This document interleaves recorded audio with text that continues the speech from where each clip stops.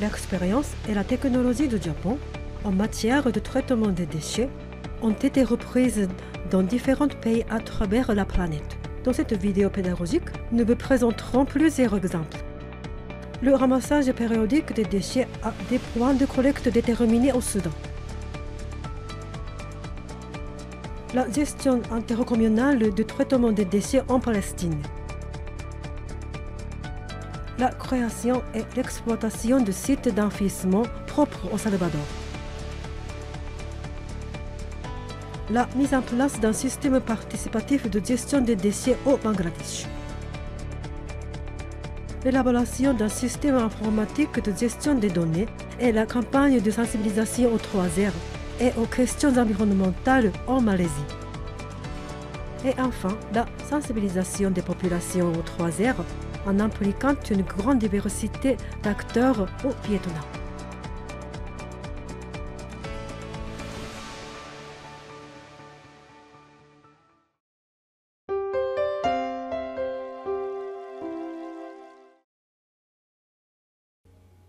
La République du Soudan est située en Afrique du Nord-Ouest. Sa capitale, Khartoum, compte quelques 640 000 habitants et s'étend sur environ 1000 km². C'est le centre politique et économique du pays. Khartoum manque non seulement de camions pour ramasser ces déchets, mais ceux disponibles sont vétustes et les services de collecte n'ont pas été prévus en nombre suffisant.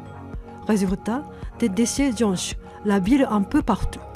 De plus, la population ne manifeste que peu d'intérêt pour ces activités de propreté. Et on ne pouvait jamais compter sur sa coopération.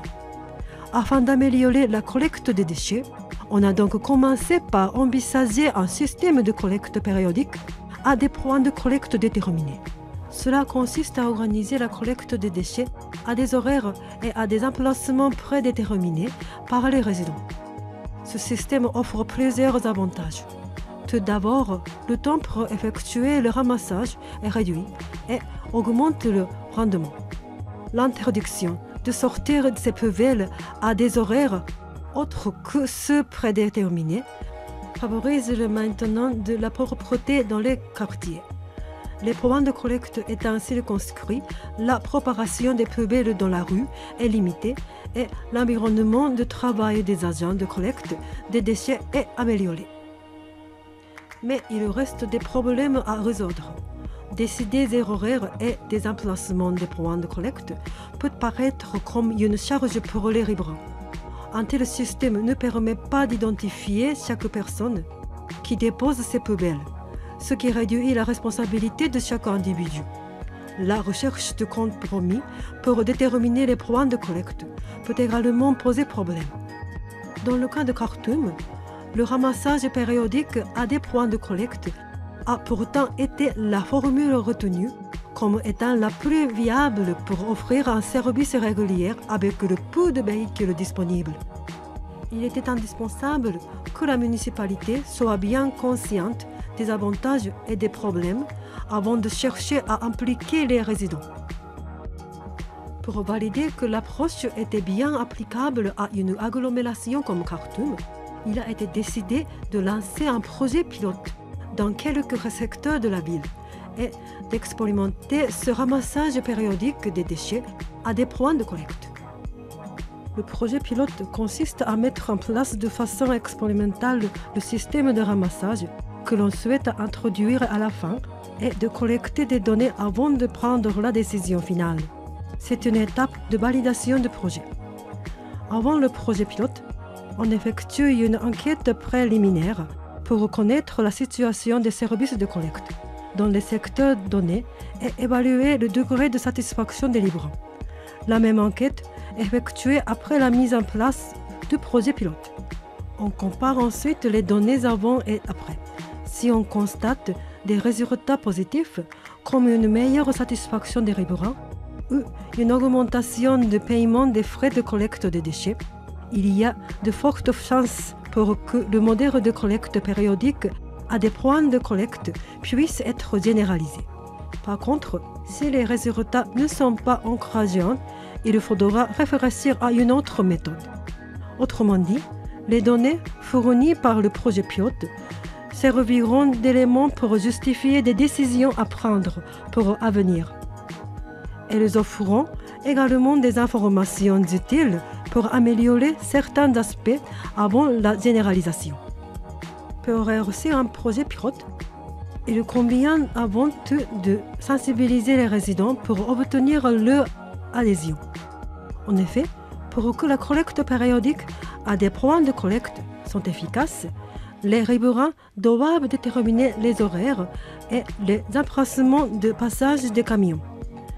Ils doivent donc bien comprendre les règles à respecter et les avantages d'un tel système afin de s'assurer qu'ils déposent leurs déchets selon les règles préétablies. Des représentants de quartiers autres que ceux retenus pour le projet pilote ont aussi été invités à venir voir sur le terrain comment cela se déroulait. Ces visites ont pour but de faire ressentir les effets positifs d'un tel système de ramassage, en montrant les règles à respecter, comment les points de collecte sont déterminés, comment communiquer avec les riverains. Les représentants peuvent alors retourner dans chacun de leurs quartiers et partager leur expérience avec ceux qui n'avaient pas pu participer à ces visites lors de réunions communautaires. Toutes ces occasions ont permis d'expliquer les avantages de ramassage périodique, de discuter en détail de la façon de mettre en place un système adopté à chaque communauté et de définir des règles pour sortir les poubelles. Les visites sur le terrain ont contribué à sensibiliser les populations aux règles d'hygiène concernant la gestion des déchets. Voici les résultats du projet pilote organisé avec la coopération de la population, le temps nécessaire pour ramasser les poubelles de l'ensemble des foyers dans les secteurs concernés était passé de 100 minutes à 75 minutes. Le taux de paiement des frais de collecte des déchets de 10% à 40%. Et le degré de satisfaction des riverains sur les services de collecte de 50% à 80%. Le ramassage périodique à des points de collecte était une première pour Khartoum. Il fallait donc vérifier que cette méthode était adéquate avant de la généraliser. La mise en place d'un projet pilote a permis de collecter et de comparer les données avant et après et d'établir un plan général de collecte sur la base des résultats obtenus. La coopération des résidents est indispensable puisqu'ils devront apporter le poubelle à des points de collecte et à des horaires qu'ils auront déterminés. Il est donc essentiel de s'assurer qu'ils comprennent bien les règles et les respectent. De où l'importance de pouvoir compter sur la coopération des riverains grâce à des campagnes de sensibilisation qui peuvent inclure des visites sur le terrain dans les autres quartiers.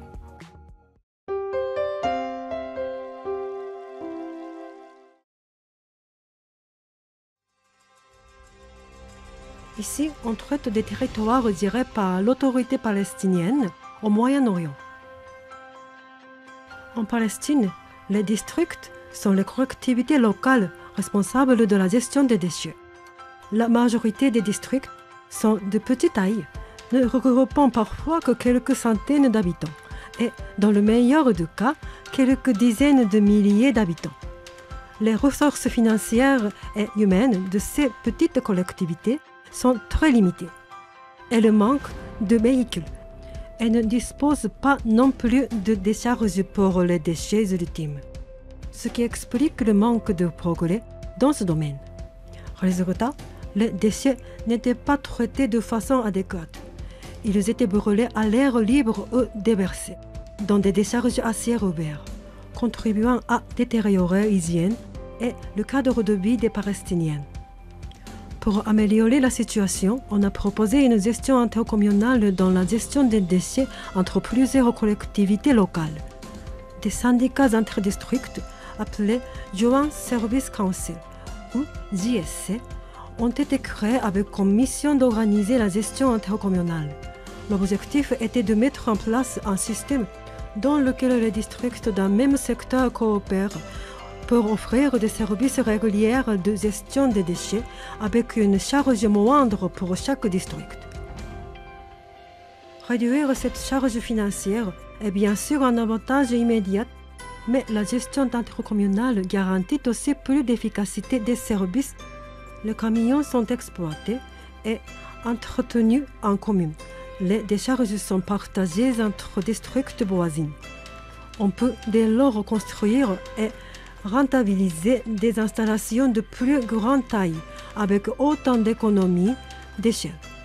Il existe aujourd'hui 2 JSC en Palestine qui s'occupent de la collecte des déchets, de la construction et de l'exploitation des installations de gestion des déchets. Leurs activités ont permis de réduire la charge de travail pour les collectivités locales. Chaque district est représenté à l'Assemblée générale de JSC de son secteur. La AG élit un conseil d'administration. La gestion quotidienne est confiée à un secrétariat. Un secrétaire général est placé à sa tête. Il supervise le service de communication chargé des campagnes de sensibilisation, le service technique et de gestion chargé de la collecte, du transport et du traitement des déchets, le service administratif et financier chargé des ressources humaines et de la perception des frais de collecte des déchets. Pour aider les JSC de façon concertée, le gouvernement a créé parallèlement une direction centralisée chargée de chapeauter l'ensemble des JSC.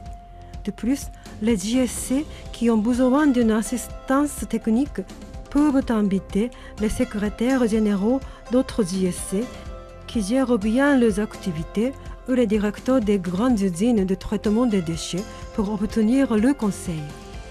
Fort de leur expérience et des connaissances acquises au gré de leur gestion dans le secteur, ces experts locaux peuvent aussi apporter une aide technique à d'autres secteurs. Le fonctionnement des JSC est assuré par les contributions des districts affiliés, mais ceux-ci, souvent de taille réduite, ne disposaient pas de suffisamment de ressources humaines et financières. C'est pourquoi les réactions initiales ont été diverses.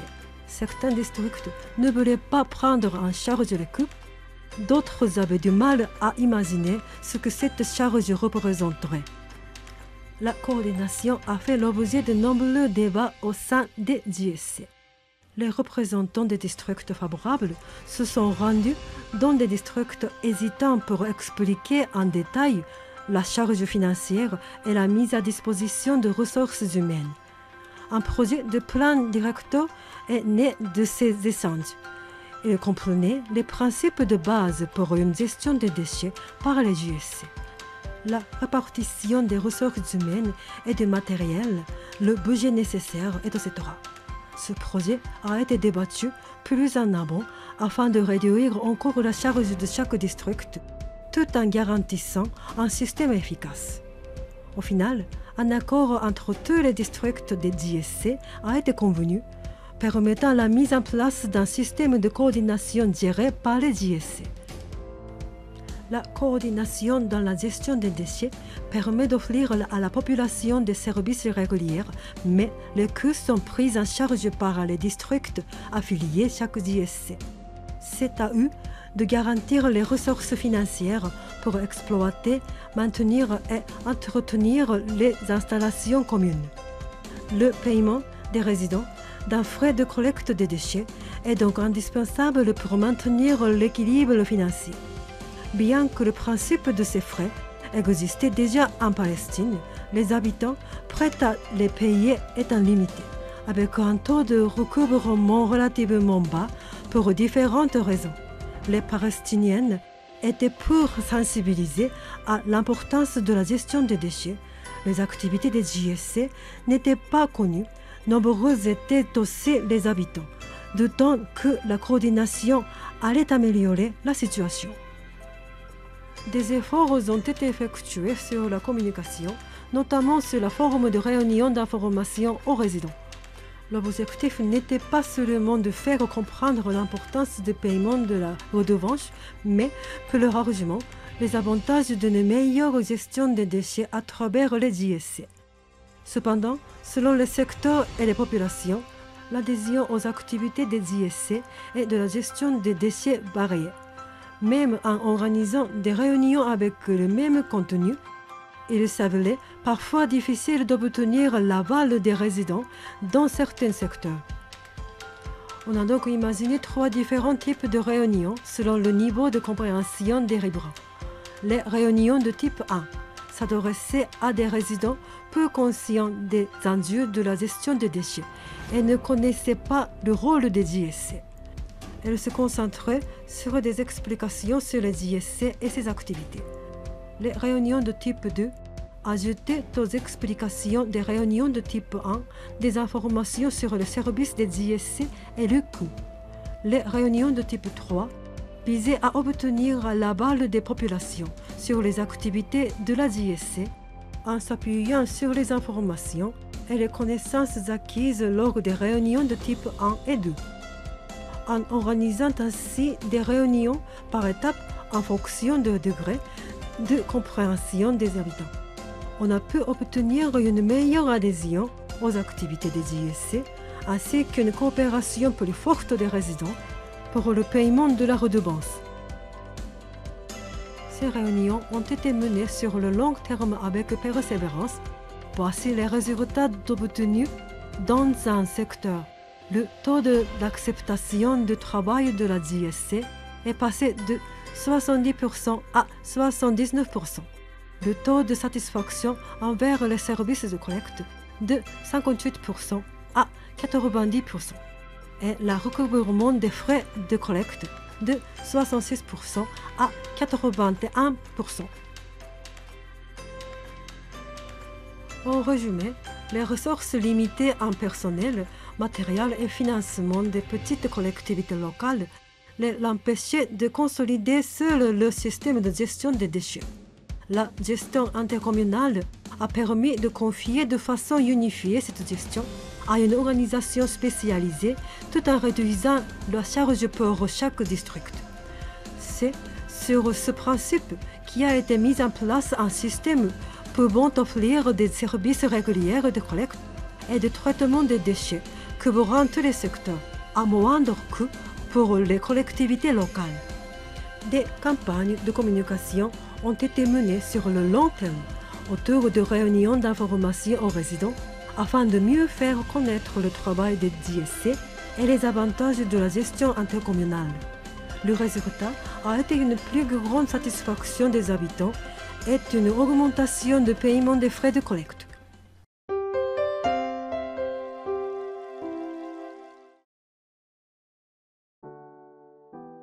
La République de Salvador, située au cœur de l'Amérique centrale, est un petit pays en face de l'océan Pacifique.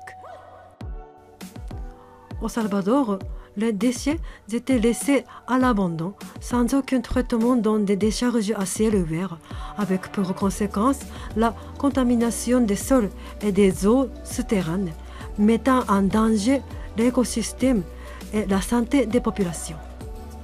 En 1998, une loi environnementale a été adoptée pour remédier à cette situation. Elle obligeait toutes les collectivités locales à fermer les décharges à ciel ouvert au plus tard en septembre 2007, d'organiser un enfouissement contrôlé et fiable des déchets. Pour le Salvador, l'aménagement planifié par l'étape de site propre d'enfouissement était devenu une priorité. Mais dans la réalité, avant cette initiative, le pays ne connaissait quasiment aucune autre méthode que le déversement à ciel ouvert.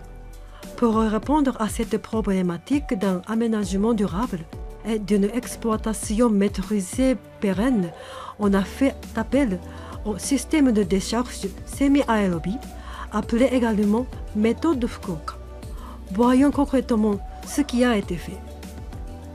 Dans le département de la Union, situé au nord-est du pays, les décharges à ciel ouvert qui sont la propreté d'un syndicat d'intercommunal du nom de Asinoluru. Entre 2005 et 2009, un projet a été mis en œuvre pour la réhabilitation des décharges à ciel ouvert existantes et la construction de nouveaux sites propres d'enfouissement. L'enfouissement en semi-aérobie, dite méthode de Fukuoka, est la technologie qui a été adoptée pour y parvenir. Dans une décharge à ciel ouvert, les déchets s'accumulent sans aucun système d'aération, si bien que l'oxygène est rapidement étouffé. Les bactéries responsables de la dégradation des matières organiques en absence d'oxygène entrent alors en action, produisant une grande quantité de méthane, un des gaz à effet de serre. D'autres problèmes apparaissent. En plus des odeurs nauséabondes, des résidus liquides, appelés lixiviats, s'infiltrent au fond de la fosse, rendant la décomposition impossible. Sur un site d'enfouissement aménagé en semi-aérobie, on fait pénétrer de l'air intérieur en installant des conduites d'évacuation de gaz et des collecteurs de lixiviats. L'approvisionnement naturel en oxygène accéléré alors le processus de décomposition des déchets. Ainsi, la concentration de polluants dans les lixiviats est réduite, limitant aussi les odeurs et la production de méthane. En conséquence, la décharge est stabilisée plus rapidement, ce qui permet une réhabilitation contrôlée. Pour obtenir les autorisations de réhabilitation des décharges à ciel ouvert appartenant à Asinoluru, un diagnostic environnemental a été effectué conformément à la loi environnementale. L'objectif de ce diagnostic était de déterminer les méthodes concrètes à adopter pour décontaminer le site. Sur la base d'études topographiques, géologiques, ou portant sur les couches tectoniques et la qualité de l'eau, le rapport environnemental remis au gouvernement prônait diverses mesures de décontamination et d'atténuation, notamment l'installation d'un système pour faire circuler les lixiviats et un programme de suivi de la qualité de l'eau. En octobre 2006, l'autorisation a été accordée, donnant le feu vert pour la réhabilitation des sites. La première tranche de travaux a porté sur la décontamination des décharges à ciel ouvert existantes afin d'assurer ensuite un enfouissement contrôlé. Les déchets ont été temporairement déplacés pour installer les conduites d'évacuation de gaz et les collecteurs de lixiviats. Ils ont ensuite été redéversés dans les zones aménagées, puis recouvertes de terre. La décharge est aujourd'hui délimitée par des clôtures et des barrières. Des routes d'accès avec des caniveaux dits ont aussi été aménagées. La totalité des travaux de cette première phase ont duré environ 3 mois. L'environnement pollué a été radicalement transformé. Le résultat est visible à l'œil nu et les odeurs sont maîtrisées. Ce succès a donné de l'assurance aux agents qui se sentaient depuis capables d'améliorer la situation par leurs propres moyens. Une deuxième tranche de travaux a permis l'élargissement du site avec de nouveaux espaces d'enfouissement contrôlés, aménagés selon la méthode de Fukuoka, et la construction d'un bassin de récupération des lixiviats. Avec la méthode de Fukuoka, il faut éviter que les collecteurs de lixiviats et les conduites d'évacuation des gaz ne se bouchent au fur et à mesure que les déchets sont enfouis ou que les canalisations soient endommagées, ce qui mettrait en péril le processus de semi-aérobie. Le personnel a été formé pour bien maîtriser les méthodes d'enfouissement, d'enregistrement des déversements et d'exploitation du site. Les camions remplis de déchets sont pesés à l'entrée et les données sont enregistrées. Ils sont ensuite dirigés vers le site de déversement approprié. Puis, les déchets sont compactés avec des engrais lourds de compactage et le tout est recouvert de terre. Cette dernière étape est très importante pour maintenir le site propre, car la terre empêchait la dispersion des déchets et leur dégradation. Afin que les engins l'heure de chantier soit disponible longtemps. Asinolulu en assure la maintenance préventive et en a confié les contrôles techniques réguliers à une entreprise privée. En 2007, le Japon a fourni 3 engins à Asinolulu. La pression des pneus, les niveaux d'huile et d'eau de refroidissement sont vérifiés régulièrement. Les temps d'utilisation et les distances parcourues sont également enregistrés pour une maintenance adéquate. À ce jour, en 2021, tous ces engins sont toujours en parfait état de fonctionnement. Une maîtrise appropriée des opérations d'enfouissement et de l'entretien des engins permet ainsi d'exploiter le site de façon propre et durable. La 3e tranche de chantier s'est terminée en 2017. Elle consistait à construire un nouveau site propre d'enfouissement. Le gouvernement de Salvador a participé au financement de cette phase avec l'assistance d'une institution financière publique allemande, la KfW. La fase número 3 del relleno sanitario, construida como decía con fondos KfW, fue diseñada para operar en un sistema similar al que dejó JICA, el método Fukuoka. Se hicieron algunos pequeños cambios en el diseño propuesto para lograr conseguir encajar con el método Fukuoka que teníamos operando. La cuarta fase, la gran fase del relleno sanitario con una vida útil esperada de 7 años, pretende, bajo financiamiento del Gobierno Central de El Salvador, con el apoyo y convenio del Ministerio de Obras Públicas, en el cual nuestra presidencia ha hecho gestión para que tanto el ministro de Obras Públicas como el señor presidente de la República permitan, bajo el cobijo del Gobierno Central, desarrollar el proyecto de la fase 4 para mantener y garantizar el aseo de los municipios que son socios de Asinorlu y de los no socios. Ce projet a été l'occasion de sensibiliser le gouvernement à la nécessité de disposer de sites propres d'enfouissement et à diffuser ce principe au niveau national. Dans ce contexte, Asinolulu a effectué un travail systématique de formation et de supervision de ses agents, ainsi que de maintenance et de gestion opérationnelle des sites. Chercher les financements nécessaires à la construction de nouvelles tranches et a réussi à obtenir notamment le soutien du gouvernement. Cette mobilisation continue a permis l'élargissement et l'exploitation de nouveaux sites propres d'enfouissement. Quand le projet a démarré, 9 municipalités transportaient le déchet dans le décharge. Aujourd'hui, en 2021, 26 municipalités y participent. Estamos operando con un volumen aproximado de 100-125 toneladas diarias, que son lo que nos generan los municipios que vienen a depositar el relleno sanitario de Asinorlu. On a mis en place un circuit de visite de sites d'enfouissement pour accueillir les élèves ou les urbains, avec la construction d'un espace didactique et d'une plateforme panoramique. Autant d'initiatives pour sensibiliser à la préservation de l'environnement et à une gestion responsable des déchets. Pour exploiter un site propre d'enfouissement, il est capital de bien organiser au quotidien toutes les opérations. Arrivée des déchets, le déversement, le enfouissement dans les recouvrements de terre, jusqu'à l'entretien des équipements et des engins. La construction d'un site propre d'enfouissement n'est pas une fin en soi.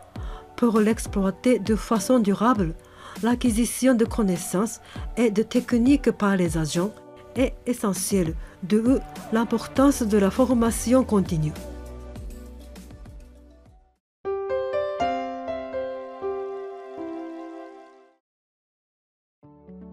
Le Bangladesh se situe en Asie du Sud.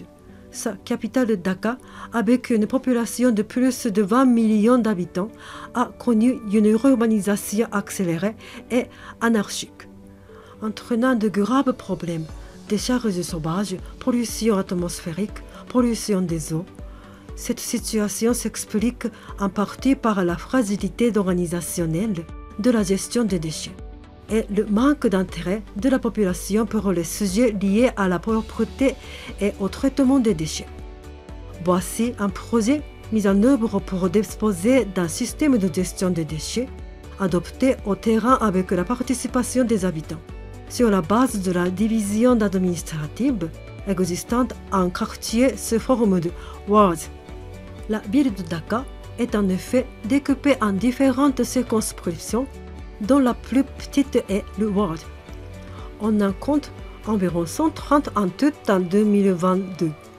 Les petites wards couvrent plusieurs dizaines de milliers d'habitants. Les plus grandes peuvent en couvrir jusqu'à plusieurs centaines. Dans chaque quartier, il y a des agents de nettoyage encadrés par un inspecteur détaché du bureau de la gestion des déchets de la ville. Mais dans une mégalopole comme Dhaka, il est difficile d'organiser la collecte et la gestion des déchets de façon homogène. De où l'idée de tirer parti du découpage administratif existant des wards, qui représentait une taille de population plus facile à gérer. En chargeant les wards de la gestion des déchets, la zone à contrôler les devenait plus petite, permettant de mieux saisir la situation sur le terrain et de créer des réseaux locaux avec les habitants et les entreprises pour offrir des services de collecte couvrant l'intégralité du secteur. On a donc appliqué une approche par ward, dite WBA. Concrètement, on a divisé les activités WBA en 4. WBA 1 pour établir un bureau de la propreté dans chaque ward, renforcer la gestion sur le terrain et disposer d'une structure et d'un point contact pour la gestion des déchets dans chaque zone. WBA 2 pour améliorer l'environnement de travail des agents, garantir leur sécurité et augmenter les rendements. WBA 3 pour sensibiliser la population et obtenir sa participation active dans la gestion des déchets à travers des activités de communication et de nettoyage des quartiers. WBA 4 pour améliorer la collecte et le transport, en mécanisant les services avec des camions compacteurs et en introduisant un ramassage régulier à des points de collecte déterminés pour un ramassage plus efficace. Chaque WBA cible différents objectifs. Le WBA1 vise à disposer d'une structure administrative en charge de la gestion des déchets pour l'ensemble du territoire de ward. Le WBA2 cible les agents en charge de la collecte. Le WBA3 les résidents qui doivent sortir leurs poubelles. Et le WBA4 s'intéresse au système de collecte en tant que tel. Ainsi, l'approche WBA mobilise l'ensemble des acteurs et de l'organisation. Assurer simultanément ces 4 activités contribue à créer un système efficace de gestion des déchets sur l'ensemble du secteur concerné. Dans une approche WBA, il est indispensable de s'assurer l'adhésion et la coopération des résidents.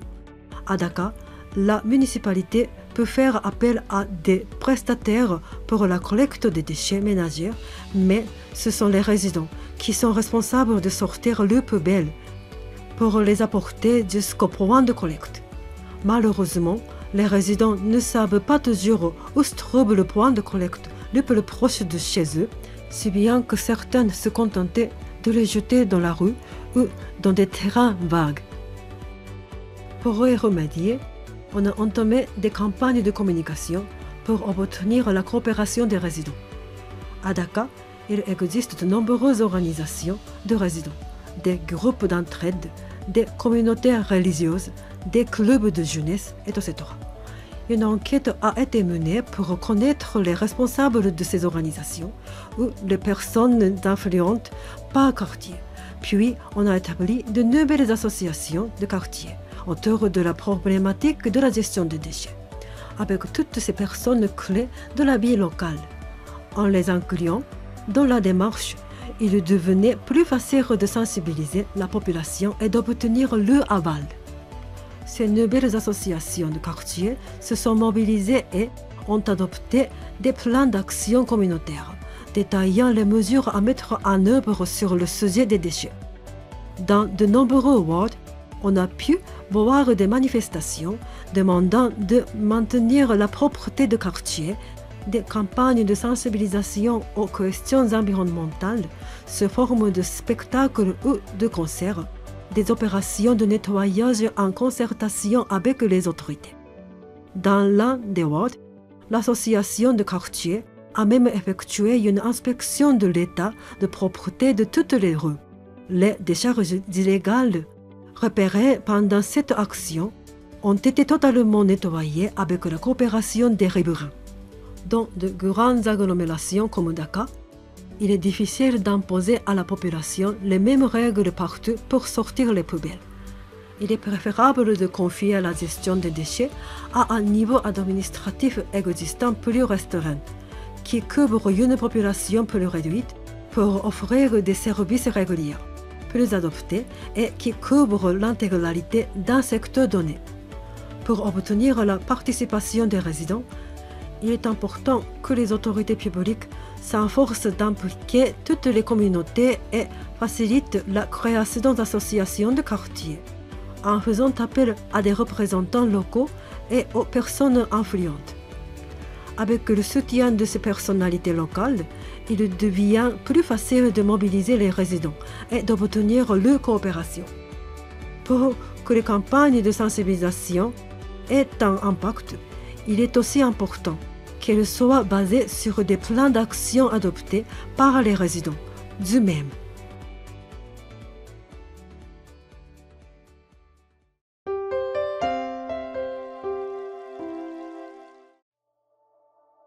La Malaisie est un pays d'Asie du Sud-Est, constitué de territoires couvrant une partie de la péninsule Malaisie et de l'île de Bornéo. Au milieu des années 1980, la Malaisie s'urbanise rapidement avec le développement économique et voit ses volumes de déchets augmenter et se diversifier.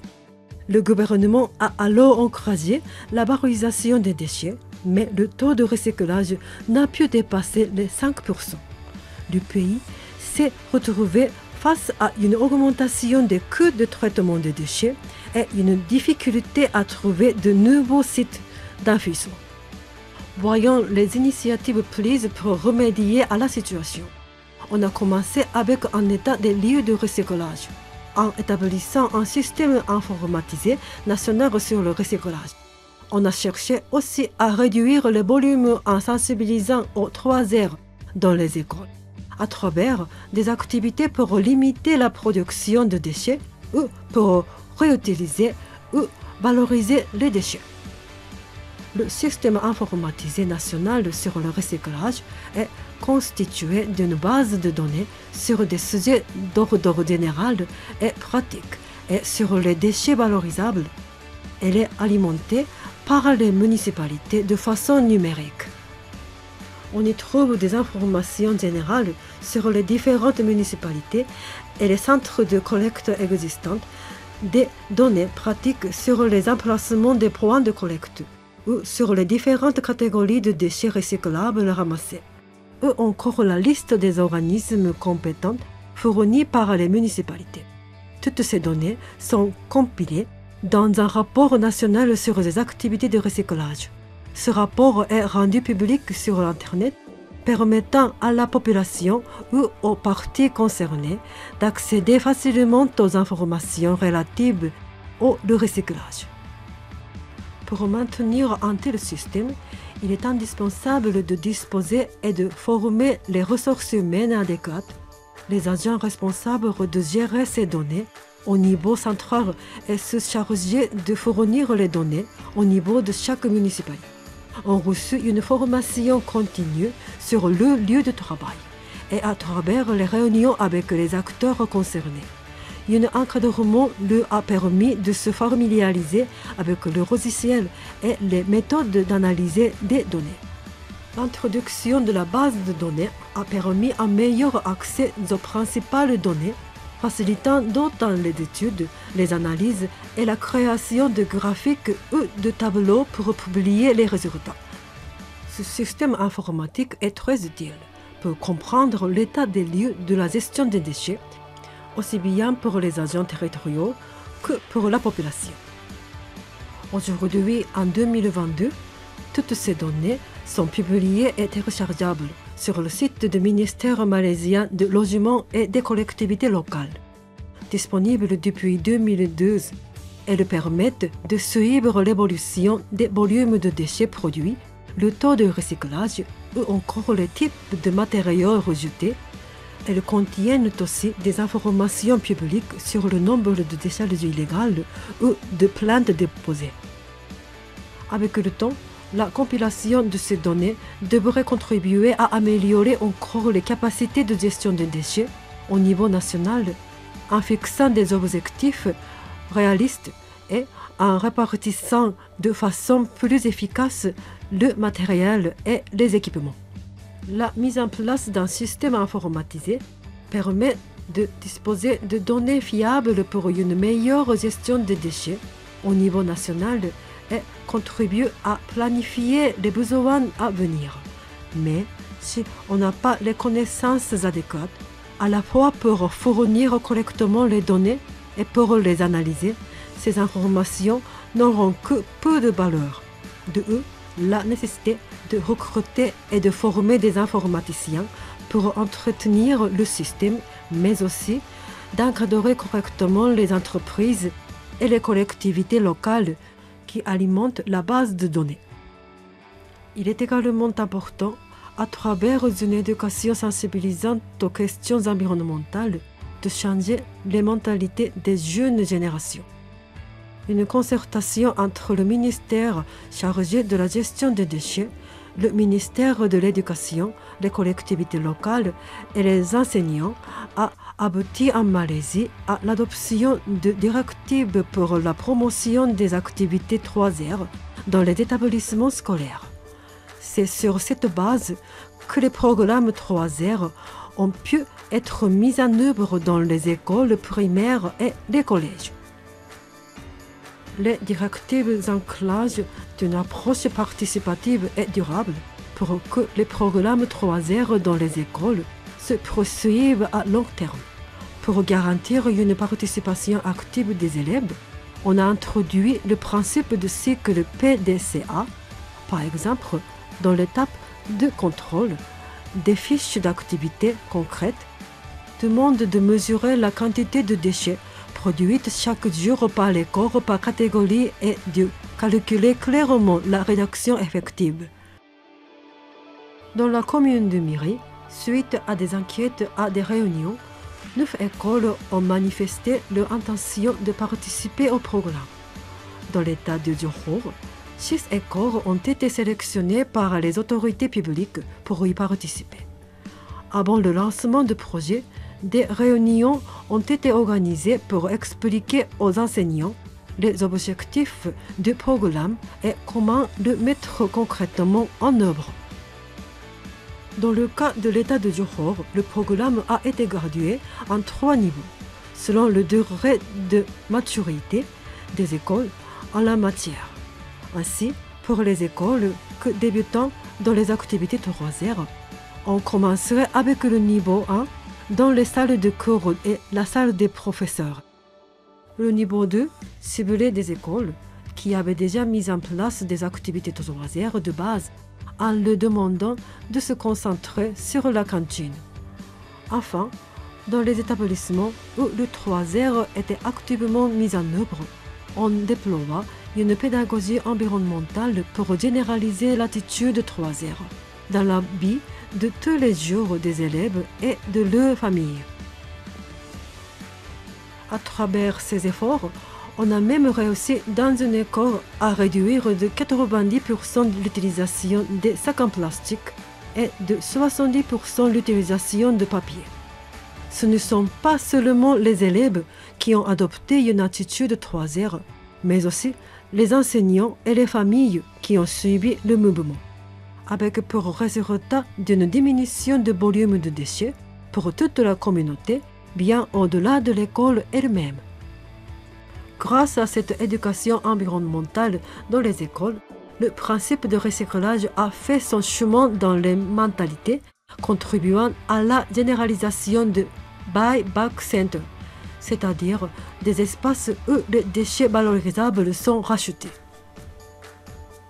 En résumé, pour sensibiliser aux 3 R et aux questions environnementales dans les écoles, l'important est d'approcher les établissements en fonction de leur degré de maturité par rapport à ces questions et de proposer des activités d'adopter au niveau de chacun.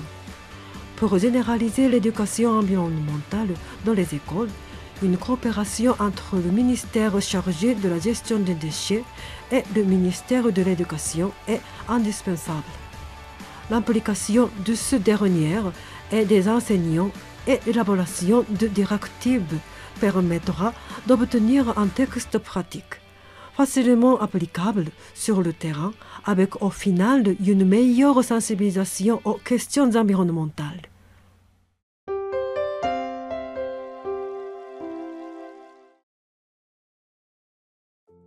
Hanoï, capitale de la République du Vietnam, est connue pour sa riche culture nourrie d'influences venant d'Asie du Sud-Est, de Chine et de France. Le Vietnam a également bénéficié de l'expérience du Japon en matière de 3 R. Au début des années 2000, des déchets non ramassés encombraient les rues de la capitale Hanoï. Le déversement illégal de déchets dans les lacs et de bassins était devenu un grave problème écologique. Le gouvernement avait tenté de promouvoir une stratégie de valorisation des déchets, mais sa mise en œuvre était limitée par une collecte des déchets valorisables par le secteur informel. Voyons les activités 3 R mises en place pour modifier le comportement des habitants à travers une communication généralisée impliquant une grande diversité d'acteurs. Afin de lancer l'initiative 3 R au Vietnam, on a commencé par un projet modèle de tri sélectif des déchets ménagers. L'initiative 3 R vise à établir une société fondée sur l'économie circulaire. Elle est positionnée comme étant un composant majeur de la stratégie environnementale du gouvernement vietnamien. Dans le passé, les déchets ménagers avaient fait l'objet d'une collecte sélective dans certains quartiers de Hanoï, mais cela n'avait pas bien fonctionné parce que le concept 3 R n'était pas bien connu des habitants. Cette fois-ci, l'effort a porté sur la sensibilisation visant à bien faire comprendre les enjeux des 3 R à la population à travers des campagnes de communication et d'éducation aux questions environnementales, en impliquant divers acteurs, résidents, associations locales, pouvoirs publics, médias, étudiants. Pour cela, on s'est inspiré de l'expérience et du savoir-faire du Japon, convaincu que l'approche participative serait la clé d'une gestion durable des déchets et des efforts 3 R pérennes. Les lycéens et les étudiants se sont mobilisés en créant des clubs de bénévoles 3 R. Le tri sélectif a été expliqué dans divers événements organisés dans les rues et les parcs. Les écoles primaires ont proposé des sorties autour du thème des 3 R. 2 fois par an, des marchés anti-gaspillage sont organisés lors desquels les habitants peuvent venir échanger leurs vêtements usagés dans une optique de réutilisation ou de recyclage. Tout ce qu'ils n'aura pas trouvé pour ne cela ensuite donner aux populations les plus défavorisées. Des associations dans les quartiers modèles ou des groupes de femmes ont également dessiné des supporters de la cause 3 R. Ces bénévoles se sont mobilisés pour sensibiliser plus largement aux activités 3 R et distribuant par exemple des prospectus explicatifs sur le tri sélectif dans le quartier ou en expliquant directement aux riverains comment faire le tri au point de collecte. Au final, 85 organisations ou individus représentant des institutions publiques, des universités, des groupes de presse, des entreprises privées ou encore des quartiers modèles ont créé les étoiles des 3 heures. Un collectif discute des règles de tri sélectif ou la révision de décrets municipaux sur les déchets. Ces propositions ont servi de base aux délibérations en vue de l'adoption de décrets pour l'obtention de financements nécessaires.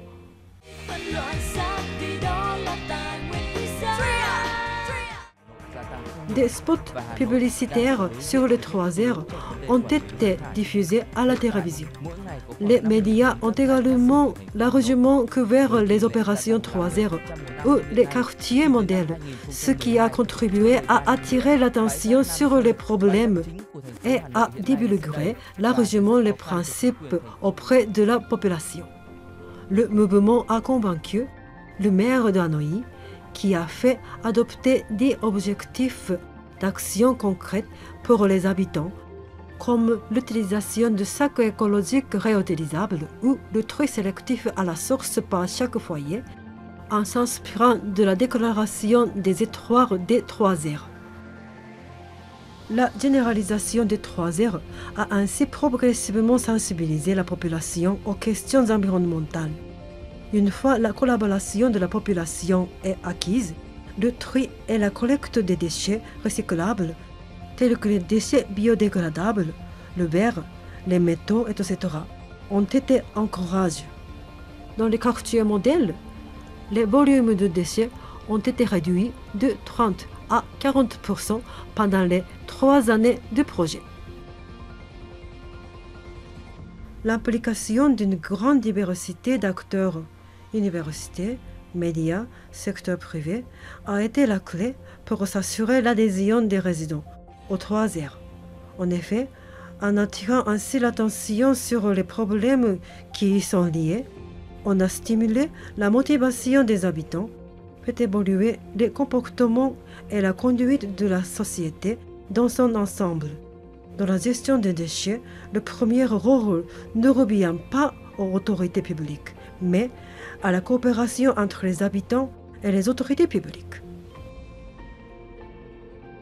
Le projet soutenu par le Japon a pris fin en 2009. Par la suite, les habitants ont continué leurs efforts pour réduire les volumes de déchets. Mais les résultats n'ont pas toujours été payants. Le conseil municipal de Hanoï pour l'environnement n'a pourtant pas cessé ses activités de sensibilisation aux 3 heures et il convient de saluer leurs efforts. Mais bien que les bacs de tri existent, ils ne sont pas toujours utilisés à bon escient. La collecte et le tri sélectif sont étroitement liés aux activités de recyclage. Si un des éléments est mal géré, les 3 heures perdent de leur efficacité. Le changement de comportement des habitants des quartiers modèles qui ont participé activement au projet est également un élément très important. En 2020, le Vietnam a révisé sa loi sur la protection de l'environnement, rendant obligatoire le tri sélectif à la source. Les collectivités locales, à commencer par la capitale Hanoï, œuvrent actuellement à organiser l'application de cette loi dans la gestion des déchets. Il est donc important de bien pérenniser les activités 3 heures pour encourager des évolutions sociales positives et durables, à commencer par le comportement des populations. Que peuvent faire les pouvoirs publics? Ils doivent réfléchir aux meilleurs moyens de modifier certaines habitudes. Cette vidéo pédagogique vous présente plusieurs exemples. Le ramassage périodique des déchets à des points de collecte déterminés au Soudan. La gestion intercommunale de traitement des déchets en Palestine. La création et l'exploitation de sites propres d'enfouissement au Salvador. La mise en place d'un système participatif de gestion des déchets au Bangladesh. l'élaboration d'un système informatique de gestion des données et la campagne de sensibilisation aux 3R et aux questions environnementales en Malaisie. Et enfin, la sensibilisation des populations aux 3R au Vietnam en impliquant la diversité des acteurs. À chaque fois, on s'est inspiré de l'expérience et du savoir-faire technologique du Japon. Parmi ces exemples dans le domaine de la gestion des déchets, certains ont apporté des résultats remarquables, d'autres nécessitent encore des améliorations. Quand on introduit une nouvelle technologie ou un nouveau système, il est important de ne pas l'emporter tel quel, mais de chercher à l'adopter au mieux pour répondre au contexte culturel, environnemental, juridique et socio-économique de son pays. La gestion des déchets est une question majeure qui nécessite la coopération de tous afin de laisser une belle planète aux générations futures.